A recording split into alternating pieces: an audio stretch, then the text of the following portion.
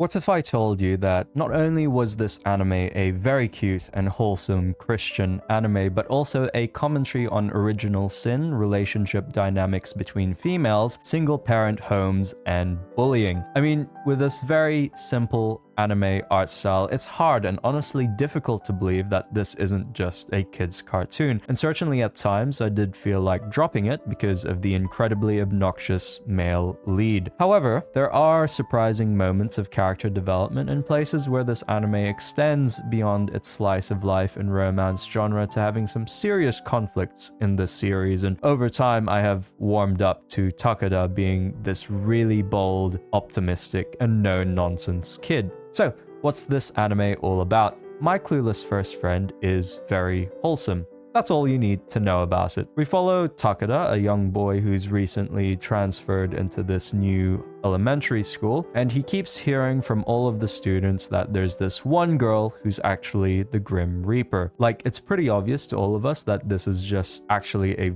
very serious level of bullying, where this poor girl is ostracized from her classmates and deliberately excluded from everything in class. It's actually such an interesting portrayal of female relationship dynamics throughout this series, where because this poor girl, Nishimura, does not have a clique and does not have any friends, there's literally no one to protect her from either the boys, who are relentless in their name-calling, but even worse, from the exclusion and bad-mouthing from the other girls in the class. One thing that's actually vital in the development of a young child at this age are those bonds one creates with other people of the same gender, and these relationships and friendships are deprived from her. The other girls really are mean. In this, though, this anime does highlight one very biblical truth, and that is the truth of original sin. There are so many times when I hear internet atheists talk about how these aren't Christian values, they're human values, and everyone has these values of kindness. But this anime perfectly illustrates the point that no, kindness and love do not come naturally to the human mind. That's the reason why bullying happens in schools and why it's such a prevalent issue, and it's because that's the natural instinct of children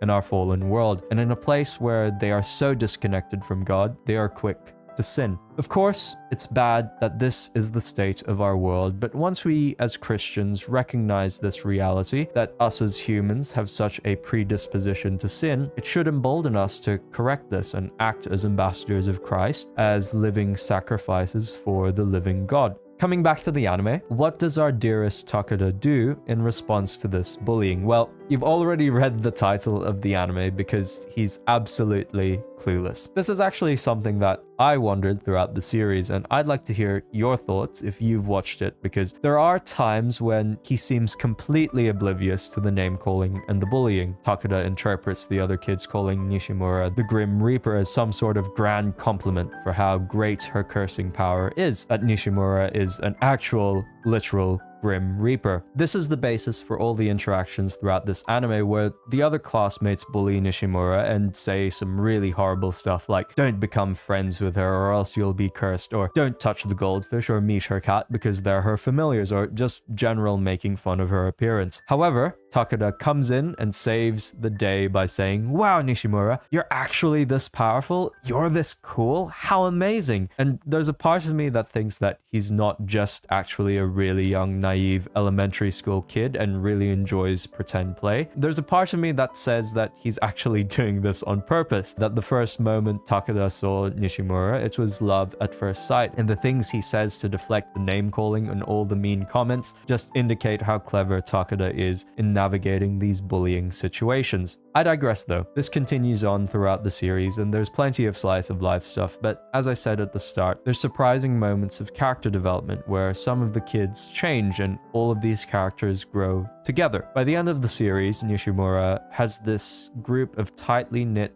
friends who depend on each other. There's even some reconciliation between her and some of the bullies in her class, and that's probably the other point that makes this a Christian anime. Not only do we have this great act of kindness an unselfish and unadulterated act of kindness from Takeda towards the social outcast who has social anxiety. This kindness that has no expectation of reward. But we also have this bit of reconciliation where Nishimura is able to not necessarily forgive, but considering these kids are only in elementary school, to put the acts of folly behind them. It's beautiful, and it makes My Clueless First Friend a very wholesome Christian anime. Now, part of the wholesomeness of this anime is that all of the conflicts are super inconsequential and I think would be really, really small annoyances in a regular romance anime. However, these conflicts fit so well in the narrative of My Clueless First Friend. These interactions and these micro struggles that these kids face are so typical for children their age. All of the drama that happens don't really have any weight to them, and that's fine because these kids are still in elementary school. Like, imagine what drama would be like for young kids, and you'll realize that it doesn't matter much long term, but makes for these really cute interactions. It's so incredibly cute watching all of these characters navigate through these very low-key problems, and there's nothing wrong with that. I mean, slice of life in romance is not for everyone, so I understand if you're expecting more plot from an anime. I'll quickly talk about the single parent homes that are present in this anime and how this anime actually unintentionally, I think, gives us a working solution in how we as a society, as local churches, and as Christians should help support these families. That, of course, is local community. Nishimura has her dad, but she also has extended family like her grandma. Then, over the course of the series, she gets friends who are able to support her. I don't think we could honestly say she was fine without friends, so after that fact, we can see that even in the absence of a mother in the home, Nishimura still survives because there's a strong community around her. It's something that we as Christians should emulate and what our churches should act as, these strong hubs of community to minister to those who are outcast and those most needing of our help. Now, there is one flaw of this anime because there is a pool scene where the characters do dress in a modest clothing. Now, this is no endorsement of kids wearing this sort of stuff, and it's been my view that it's a very subversive social programming that indoctrinates kids at an early age that it's okay to dress like this. However, I should think that for the vast majority of people, you're not going to last after this incredibly young and cartoon style anime girl. And if you do happen to be in that minority, I strongly suggest you get some help. If you are a Christian in this situation, I say this to you as a brother in Christ, and I urge you to continue to pray and persevere in this and genuinely seek assistance. So yeah, they wear swimwear, and while it does bother me on the social conditioning point, it's not really causing me to stumble. Otherwise, there's nothing else really to complain about this anime. It's so wholesome, very cute, and I'm confident in my endorsement of My Clueless First Friend as a Christian anime. If you are looking for a similar wholesome, cute slice of life anime, I did do a video on Saint Cecilia and Pastor Lawrence.